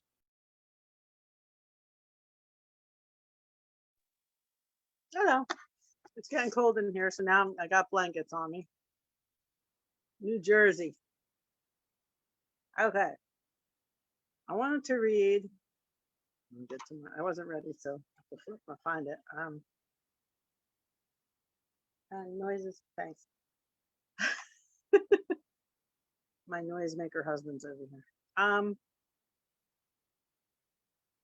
This one. Little backstory. I've been married 3 times. I'm on marriage number 3. Don't make noises. You're not allowed to make noises. Okay, I'm trying to find that poem. That poem called The Dress. Trainless wedding dress. It's on page 53 in the book. That dress, that blasted dress, laughs at her from the hanger. It knows how much she values the white satin, its silhouette. It knows she has gotten chubby again from eating too much candy. Peanut gallery. It knows that she will never be able to fit inside its claustrophobic mesh and heavy commitment to dieting. Starving and aerobic activity to slim down to try to be able to zip the unzippable. She heard it once said that the train of the gown represents a way to hide the shadow of the bride. It stands to reason that this dress did not have one, so that the darkness was free to follow. As long as it stayed behind her, she guessed that was okay, unless it would overcome her. But that could not happen to this queen in her luminescence, in the luminescent gown. After all, even though she's going on marriage number 3, she was still glowing brightly enough to obliterate any such shadiness in the room. Maybe she is addicted. She does exhibit addict behavior on the pink cloud floating above the crowd, immersing herself in the feeling of such overwhelming euphoria, which is why she is doomed to repeat this scenario over and over. Maybe she is cursed. Maybe the feeling of suffocation, whether it be of fashion or by lifelong commitment, is the only thing that makes her feel alive. And I'm going to sing a little ditty real quick. L is for the way you look at me. O is for the only one I see. V is very, very extraordinary. E is even more than anyone that you adore. Love is all that I can give to you. Love is more than just a game or two. Two, and love can make it. Take my heart, but please don't break it. Love was made for me and you. That's why she's karaoke live. Which I feel bad I have to miss the next karaoke because it's actually when my sonnet workshop is. But if we wrap up early, I told her I'd stop in. So I'll sing you guys some Stevie Wonder. Thank you, Carrie. Yeah, buy her book. And yeah, I mean, it's funny. Can we talk about what you posted on social media, like maybe in the last hour, Marissa? Because it was about marriage. So I was responding to a mutual poet friend who had expressed concerns because I guess their person or their partner didn't want to get married in a conventional way. Yeah. And I said, well, I don't really believe in the Western ideals of marriage, meaning that you have to have a signature on a piece of paper to be committed to someone. I think that it's a daily expression of commitment and love. You don't necessarily need someone to sign a piece of paper to be committed to you. So I don't believe in the traditional sense of what marriage should be. And the mutual friend had asked the question, is there something wrong with me? Because her person didn't believe in it, but she did. And she's like, is there something wrong with me? And it's like, no, but I mean, I can understand why they maybe don't believe in it. But if it's a hard rule of yours, if it's something that you require, reflect on why that is and advocate for that. But don't be surprised if things maybe don't work out. Because if I date someone who ever wants to get married again, they're gonna be disappointed. As far as like if they want to sign a piece of paper, I'd rather them just show me love every day for the rest of my life and be committed to me through demonstration and actions rather than sign a piece of paper. Can I comment on that? That's my 2 cents. Yeah, no, go for it. I was just going to comment on that. Mm-hmm. Here's the thing about the government. Marriage is a spiritual process. Marriage is very spiritual. That's two energies coming together. So that's a spiritual process. But here's the thing about the government. The government denies everything spiritual. The government denies everything spiritual. So how can you make a spiritual bond on something, that doesn't deal with spirituality? The government doesn't deal with spirituality. So how are you going to take something spiritual and take the government and have them co-sign on it? That doesn't really make sense. So that's just what I wanted to say about that. Well, yeah, absolutely. That's because there's always money involved, right? This is why I say marriage is a form of human trafficking. Money. Well, right? It's all about business partnership. It's a business partnership, absolutely. At the end of the day, because as far as medical directives and your will and your estate, I mean, you can make anyone the executive of your estate and the director of your medical requests. So you don't necessarily need to have a legal marriage to assign someone the rights to decide what happens to you if something bad were to happen, or to leave someone all of your belongings should you pass away. But yeah, it's as far as everything else goes, it's I don't think that that's a good reason to be married, but I understand why it happens. The economics behind it. Yeah, no, I mean, like, yeah, I've never been married. And like, I think I thought for a long time maybe I wanted to get married because that's like traditionally and like what society wants to do, but I just want a monogamous life partner to spend my life with. Because like people cheat, right? And you sign a marriage license, yeah. that's not gonna stop someone from cheating on you. As someone who has gone down the aisle, it does not keep anyone from breaking their bonds and their word to you.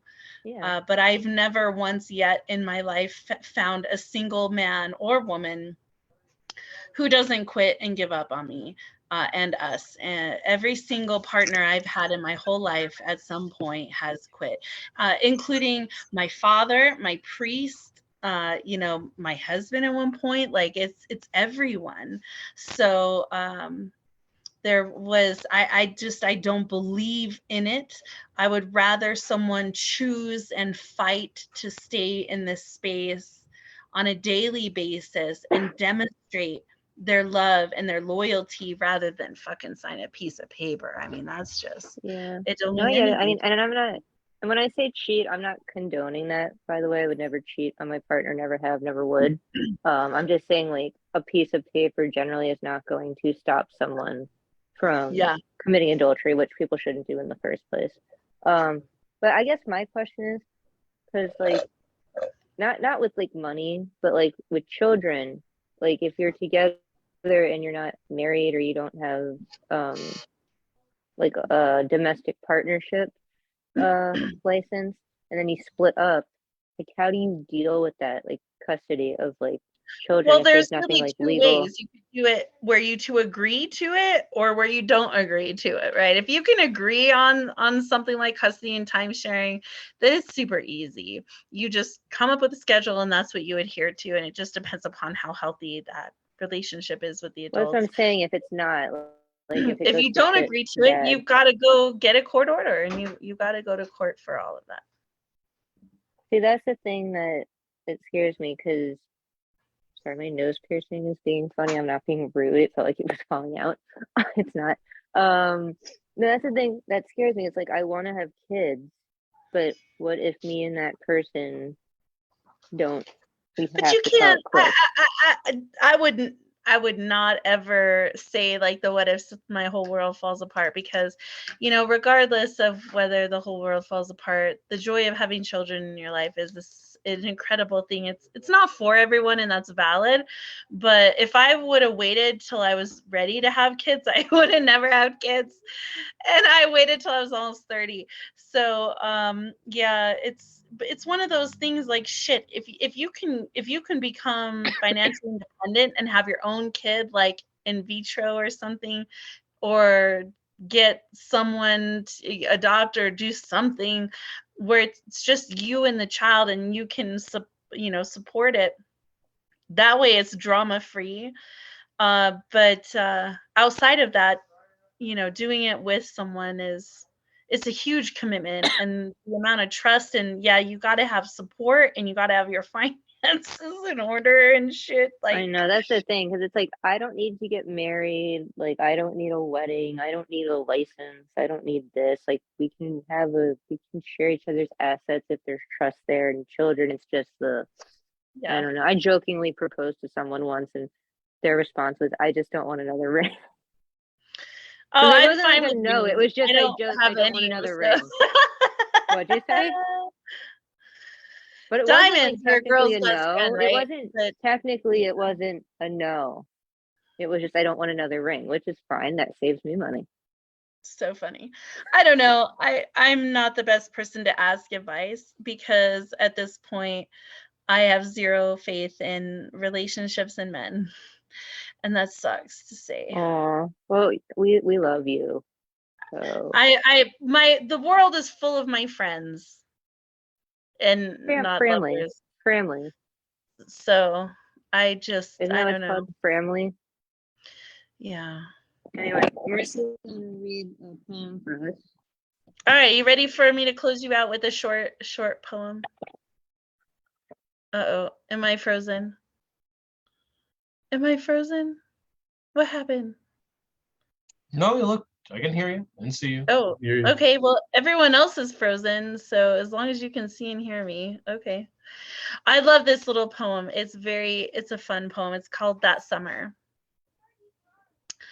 There was a tomato plant once in my garden that split in the middle of a rainstorm. The main stem snapped, and I was sure it would die within a week, but it refused to. It was still green and the fruit still alive. It hardened itself on the journey, healed itself in the most mysterious way. It no longer grew up, but changed course and grew down, then out, along the ground outside the black fabric planter bag. The leaves had no problem growing down rather than up, because the sun still fed its need to feed me. Those small yellow boisterous cherry tomatoes, and my mouth never wanted for anything more that summer. I wish my heart could say the same. Poem.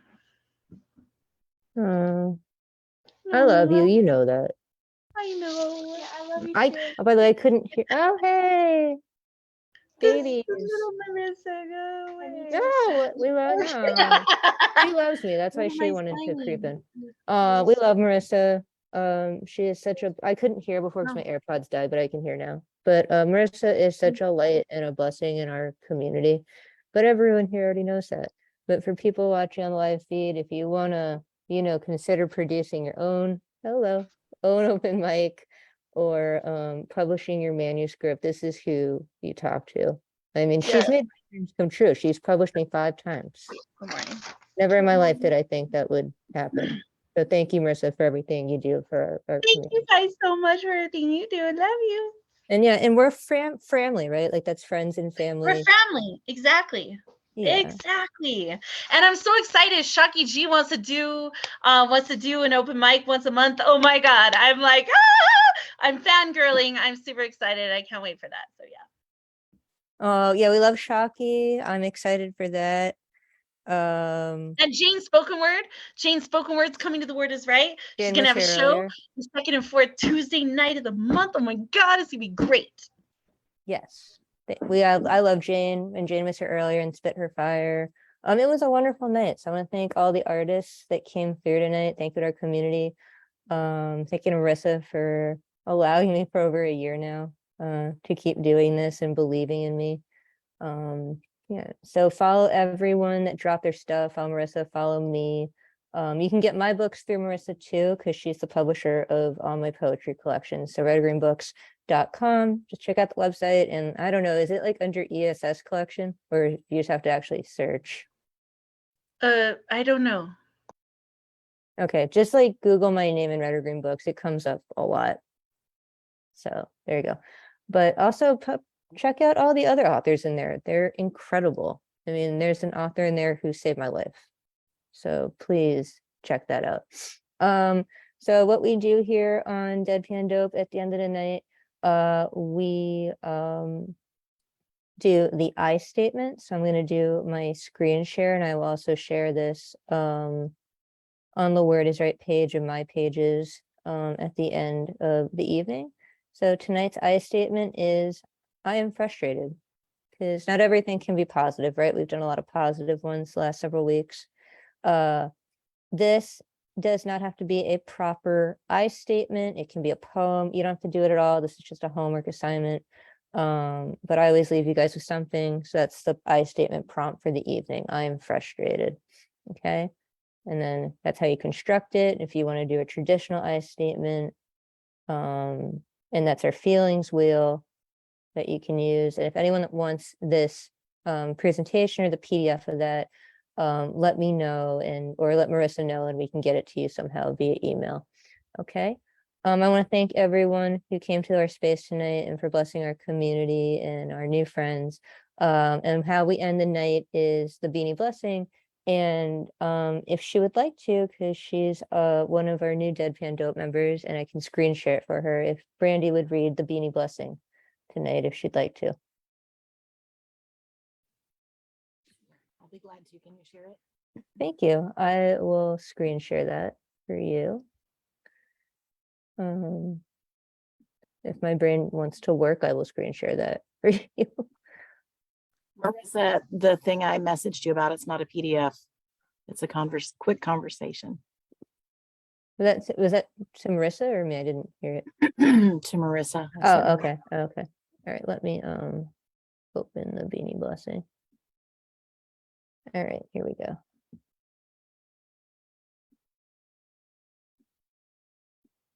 Here we go. We close out our time together, staring up at the same sky. Whether the sun kisses down on your gentle face, the cotton candy clouds begin to swirl in the early evening.